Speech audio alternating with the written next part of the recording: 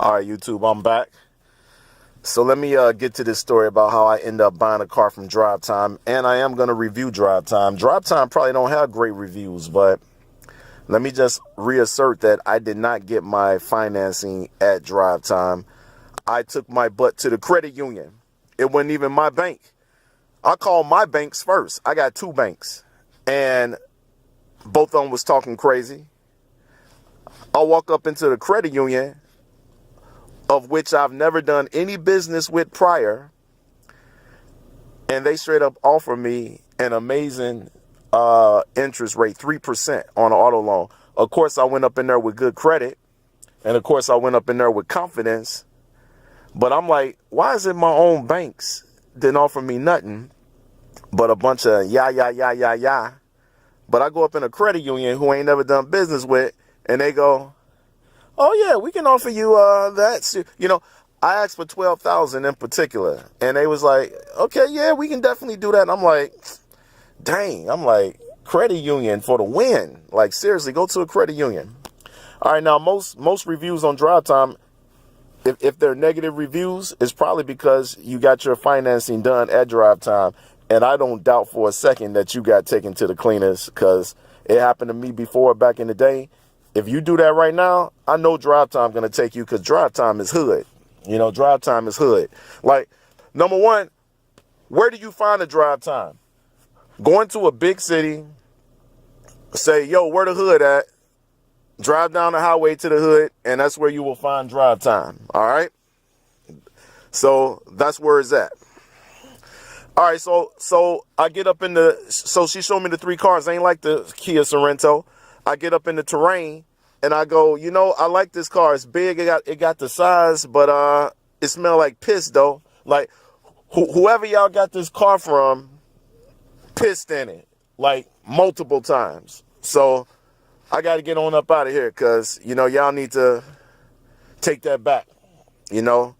Ask old boy to use the toilet, you know what I'm saying? And then I got up in the Equinox, and I was like, you know what?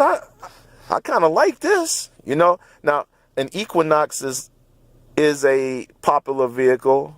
I never drove one before, but it don't rank in the top 5 of crossover SUVs. But I was like, I think this is speaking to me here, you know. So in a second, I'm gonna show you. I'm gonna get out, and well, first I'm gonna show you what I like about the Equinox I'm in now. Now, she didn't show me this one. She showed me like a 2015. So I drive the Equinox, and I'm like, yeah, I kind of like this. And I say, yo, you got any more like that? You can show me any more like this? She go, I got you. I'm like, you got me? I'm like, man, this place is like, they know how we think, obviously. She like, I got you. Just hold on. That chick go back out to the back. She pull around 2 more Equinoxes, a black one, silver one, a white one. One was a LT, one was a LS, and the one that I'm in is a LTZ.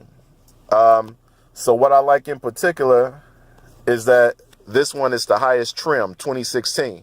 All right, so you can probably tell that I'm happy with my purchase. And it's been 6 months. I've been driving it for 6 months. And, of course, in that time, you waiting for something to go out.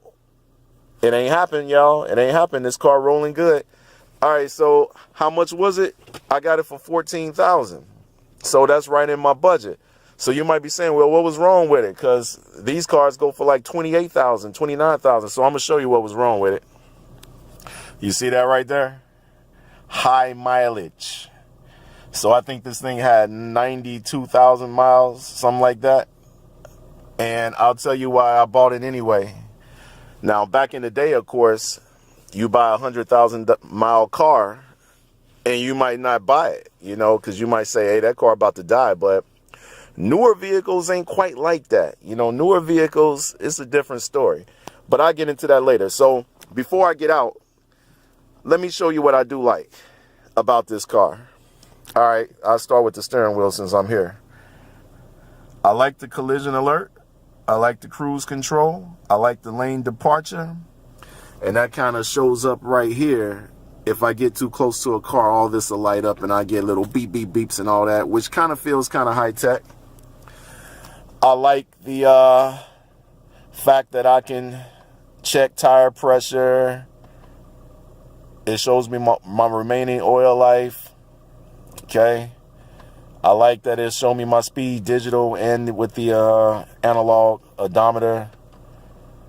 It shows me how far I've driven on trip 1 or trip 2, my fuel range, my mileage, my fuel per gallon or whatever, miles per gallon. More maps of that, you know, my best 37.8, whatever, for 25 miles. Yeah. My average vehicle speed, as you can see, I'm not a speed demon. If you're looking for a fast vehicle, don't buy an Equinox. Timer, I don't know, I guess, hey mama, I want to see how long it take me to get to your house or whatever, who knows. And then navigation, turn by turn, and that's with OnStar.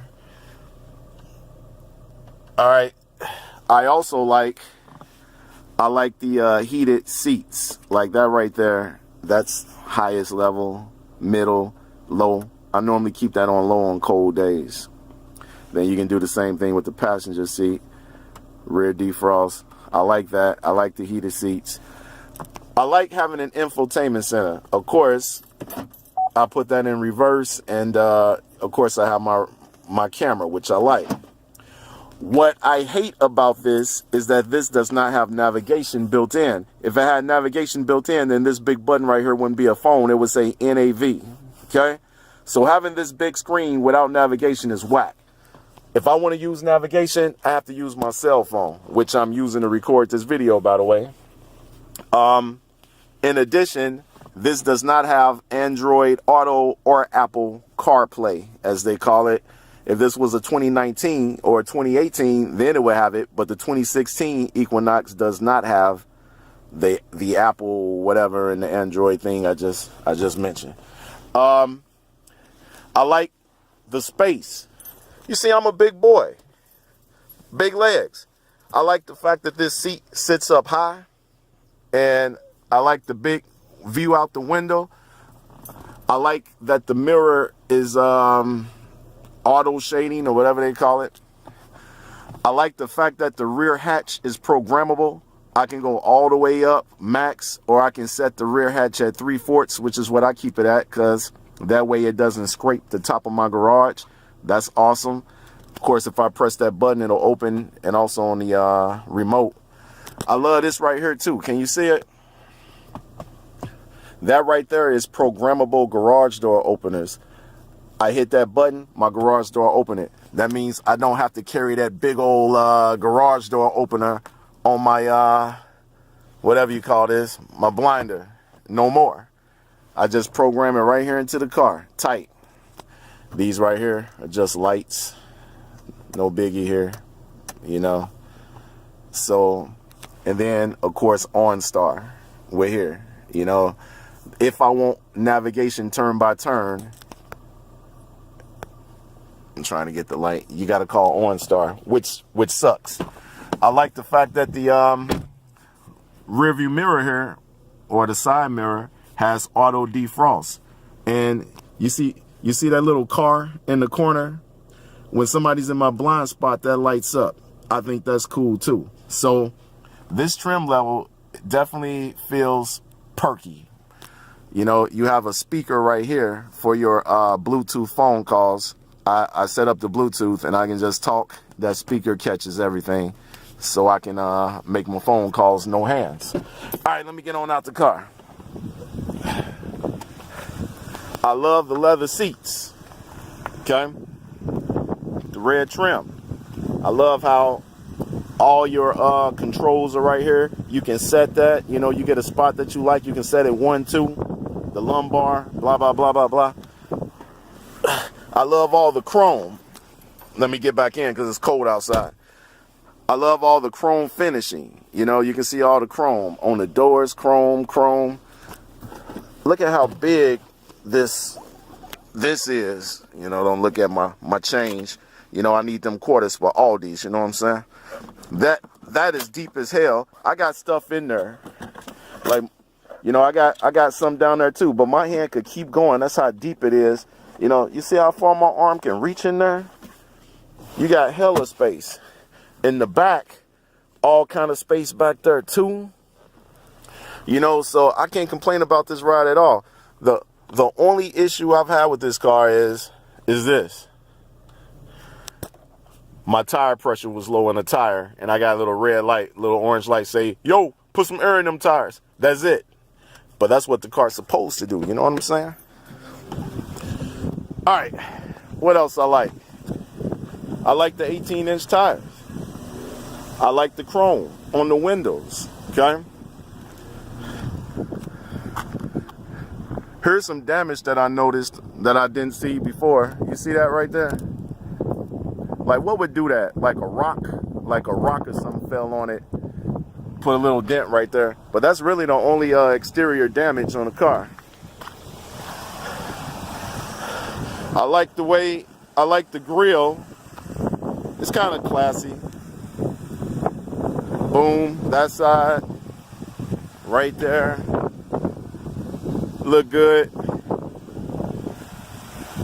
You got the fog lights at the bottom where the other models don't have a fog light. And yeah. All right, so I'm past the 11-minute mark. So with all said and done, my review of Drive Time is this. You can definitely find a good car in there for between $10,000 and $15,000. It will be used and it will have high mileage. So that's the trade-off. Okay. They cars, the real nice ones, they gonna have 70, 80, or 90,000 miles. However, going there with a pre-approval and a budget, use a down payment if you have to, like you know, to knock some more thousands off your loan, and you can walk out of there with a nice car for $12,000. Because that's what I did. I took $12,000 in there and my down payment of $2,400.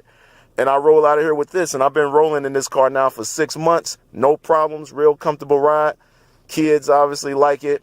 And I can go out with a chick now because, you know, I was driving my little 26 Grand Prix. I ain't want to go nowhere. I ain't want to pick up no chick in that car. But I don't mind putting the lady over in this seat right here, though. I don't mind at all, you know. See that? What you think I'm doing? What I'm doing right here. You know what I'm doing. Imagine a chick sitting right there. You know what's up. All right. So anyway, Drive Time. Yeah, I'm going to give it the thumbs up.